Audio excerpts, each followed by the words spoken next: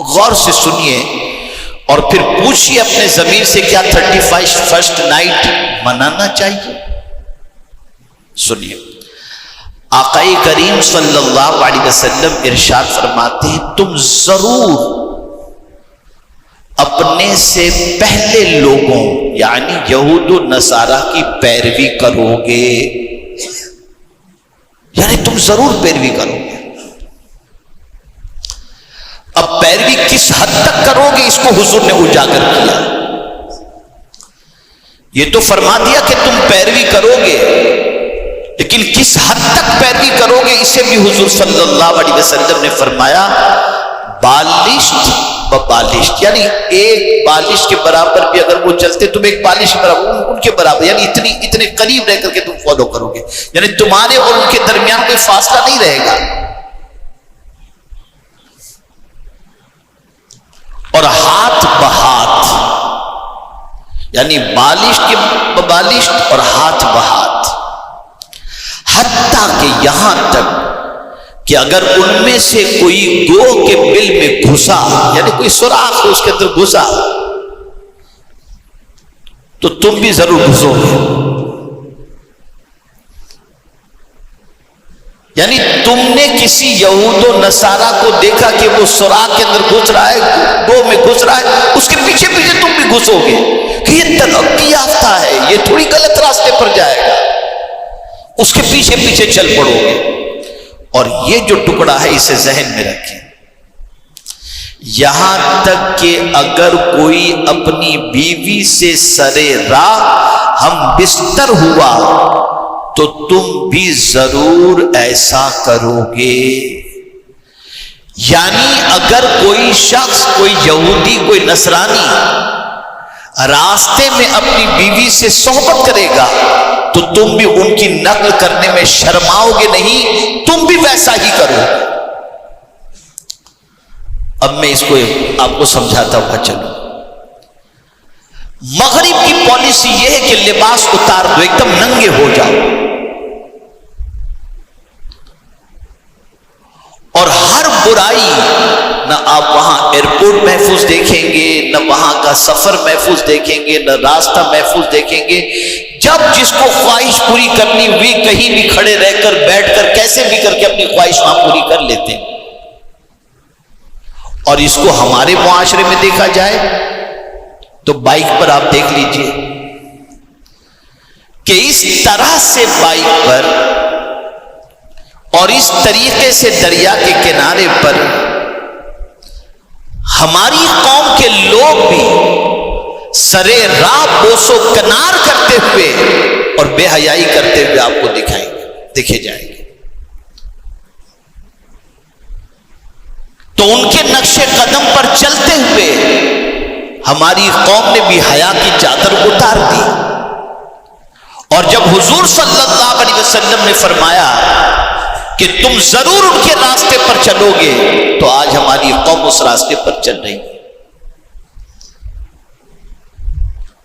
آقا کریم صلی اللہ تعالی علیہ وسلم نے فرمایا، یعنی تم ان کی پیروی میں اس حد تک گر جاؤ گے کہ ان کے ہر چھوٹے سے چھوٹے اور غلیظ سے غلیظ فعل کا ارتکاب کرنے سے بھی باز نہیں آؤ گے، یعنی ان کی گھٹیا سے گھٹیا عادتیں بھی جو ہوں گی تم لوگ اسے قبول کر لو گے اور اس کے نقش قدم پر چلو گے۔ آج ذرا دیکھ لیجئے آپ کیا ہو رہا ہے۔ معاف کیجئے گا، ان راتوں کے اندر بیویاں بدلتی ہیں، ان راتوں کے اندر مرد اپنی عورتوں کو کسی کے سپرد کرتے ہیں، کسی کی عورتوں کو اپنے حوالے لیتے ہیں، اور یہ سب گروپ بن کر کے جاتا ہے، اور پتہ نہیں کیا کیا عیاشیاں اور ساری چیزیں ہو رہی۔ یہ سب کہاں ہے؟ میرے سامنے ایک واقعہ آیا، ایک ماں اپنی بیٹی کا درد کسی ذریعے مجھ تک پہنچاتی ہے، اور اس نے کہا کہ میرا داماد میری بیٹی سے کہتا ہے کہ دیکھ اس کی بیوی کے ساتھ میرے تعلقات ہیں، تو اس کے شوہر کے ساتھ تعلقات تو بھی قائم کر لے۔ یہ حالات ہیں اس وقت، یہ حالات ہیں۔ کہاں جا رہی ہے ہماری قوم؟ پیروی میں اس حد تک آگے نکل گئے کہ ساری حیا کی حدوں کو توڑ دیا. اور جب حضور صلی اللہ علیہ وسلم نے فرما دیا کہ ان کی پیروی اس حد تک کرو گے تو آج مسلمان کر رہا ہے. جب حضور صلی اللہ علیہ وسلم نے یہ ارشاد فرمایا کہ تم سے اگلوں کی تم پیروی اس طرح سے کرو گے تو صحابہ کو تھوڑا سا تجسس ہوا. تو صحابہ نے پوچھا فمن، حضور کس کی پیروی؟ تو آقائے کریم صلی اللہ علیہ وسلم نے ارشاد فرمایا اور کون مراد ہے، یعنی یہود و نصارہ کے علاوہ اور کون مراد ہے، انہی کی تم پیروی کرو. آج پورا سسٹم دیکھ لیجئے، ہمارے معاشرے میں دین تلاش کیجئے، نبی کا طریقہ تلاش کیجئے، نہیں ملے گا. ملنے ملانے کے آداب سے لے کر کھانے پینے کے آداب تک، لباس سے لے کر طرز تکلم تک، ساری چیزوں کے اندر آپ دیکھیں گے تو یہود و نصارہ کی پیروی نظر آتی ہے. میرے پیارے آقا صلی اللہ تعالی علیہ وسلم کے پیارے دیوانوں، اس آیت کریمہ کا شان نزول سنیں. اللہ کے رسول صلی اللہ علیہ وسلم کو کس حد تک یہود و نصارہ کی پیروی ناپسند تھی اسے سماعت فرمائیں. قرآن کہتا ہے یا ایھا الذین آمنوا ادخلوا فی السلم کافہ، اے ایمان والو اسلام میں پورے پورے داخل ہو جاؤ. اب یہ آیے کریمہ کا شان نزول کیا ہے ذرا سوچیں آپ. اس آیے کریمہ کا شان نزول یہ کہ حضرت عبداللہ ابن سلام رضی اللہ تعالی عنہ اور آپ کے بعض اصحاب حضور صلی اللہ علیہ وسلم پر ایمان لانے کے بعد، یعنی حضرت عبداللہ ابن سلام پہلے یہودی تھے، بعد میں حضور صلی اللہ علیہ وسلم پر ایمان لائے.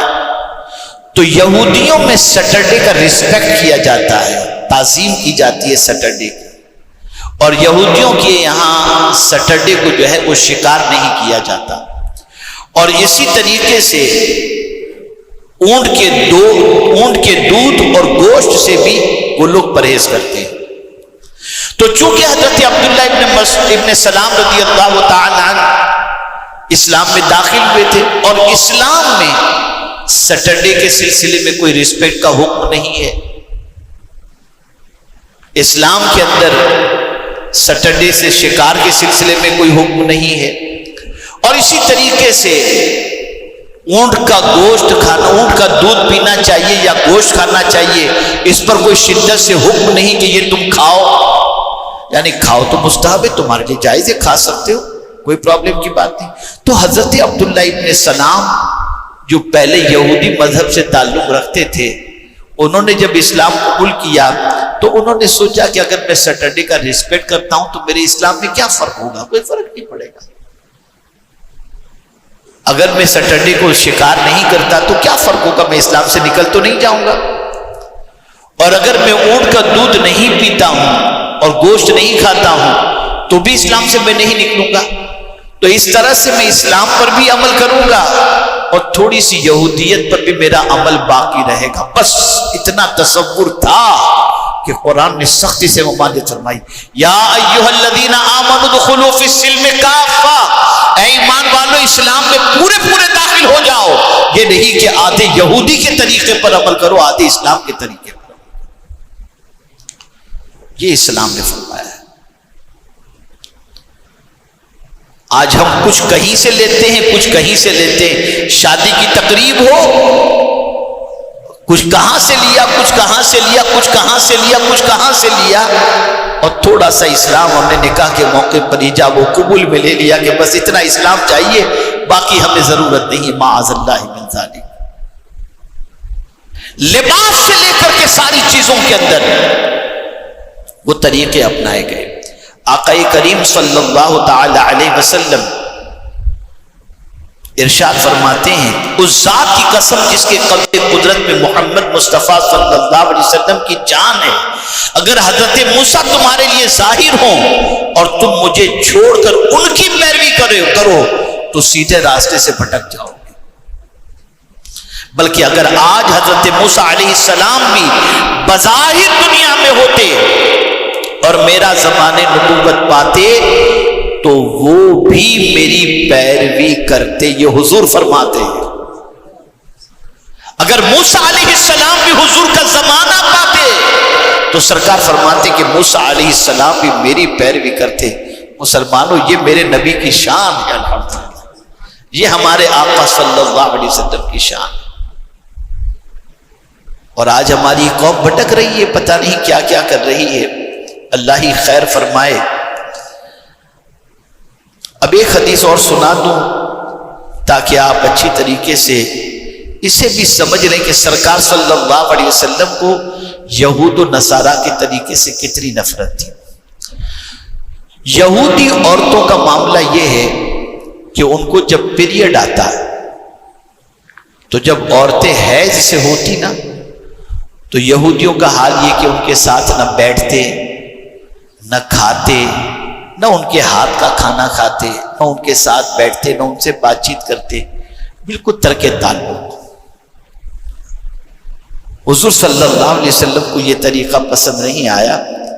آقا کریم صلی اللہ علیہ وسلم نے ارشاد فرمایا اصنعوا کل شیء الا النکاح، ہم بستری کے علاوہ ہر چیز یعنی اپنی خواتین کے ساتھ کھانے پینے اٹھنے بیٹھنے اور بات چیت وغیرہ کی حضور نے اجازت عطا فرما دی۔ یہودیوں میں یہ چیز نہیں ہے، لیکن مصطفیٰ جان رحمت صلی اللہ علیہ وسلم یہ بھی نہیں چاہتے تھے کہ ان کا یہ طریقہ بھی اپنایا جائے۔ حضور نے اس طریقے کا بھی بائیکاٹ کیا اور فرمایا میرے طریقے پر عمل کرو۔ ایک اور حدیث میں آپ کی سماعتوں کے حوالے کر دوں تاکہ آپ محسوس کر سکیں کہ رسول رحمت صلی اللہ علیہ وسلم کو ان کے طریقے سے کس حد تک چڑ تھی۔ آقا کریم صلی اللہ علیہ وسلم فرماتے ہیں یہود و نصارہ اور ہمارے روزے میں فرق ہے۔ روزے وہ لوگ بھی رکھتے ہیں لیکن ان کے روزے اور ہمارے روزے میں کیا فرق ہے؟ تو رسول اعظم صلی اللہ علیہ وسلم فرماتے ہیں ہمارے روزے میں سحری ہے، ان کے روزے میں سحری نہیں ہے۔ اور سرکار صلی اللہ علیہ وسلم نے جب سحری کی فضیلت بیان فرمائی تو ارشاد فرمایا اللہ نے سحری کے اندر برکت رکھی ہے۔ رسول رحمت صلی اللہ علیہ وسلم نے اس وقت کی دعا کو دعائے مقبول کے اندر شمار فرمایا ہے کہ اس وقت کی دعا کو اللہ قبول فرماتا ہے۔ میرے پیارے آقا صلی اللہ علیہ وسلم کے پیارے دیوانوں، عرض کرنے کا منشا یہ ہے ہمارے لیے کوئی 31 نائٹ نہیں ہے، ہمارے لیے کوئی لہو و لعب نہیں ہے، ہمارے لیے کوئی ناچ گانا باجا تماشا نہیں ہے، ہمارے لیے کسی قسم کی کوئی عیاشی نہیں ہے۔ ہمارے لیے ہے تو بس اتنا ہے کہ اگر منانا ہی ہے تو نبی کی ولادت کا دن مناؤ اور رسول رحمت صلی اللہ علیہ وسلم کی تعلیمات پر عمل کرتے ہوئے اپنی زندگی گزارنے کی کوشش کرو۔ تو آج میرا پیغام یہی ہے کہ آپ 31 نائٹ کو عیاشی، ٹی وی کے سامنے بیٹھنا، گیٹ وے پہ جانا، شراب کباب یہ وہ ان ساری چیزوں پہ توجہ قطعی طور پر نہ دیں۔ میں نے آج سے کم و بیش 30 سال پہلے ایک سلسلہ شروع کیا تھا کہ 31 نائٹ کو میں ذکر رسول صلی اللہ علیہ وسلم کی محفل رکھ دیتا تھا۔ آج وہ چلن اتنا چلا ہے کہ الحمدللہ انڈو پاک و بنگلہ دیش کے اندر اب 31 نائٹ کو ذکر رسول کا سلسلہ شروع ہو چکا ہے۔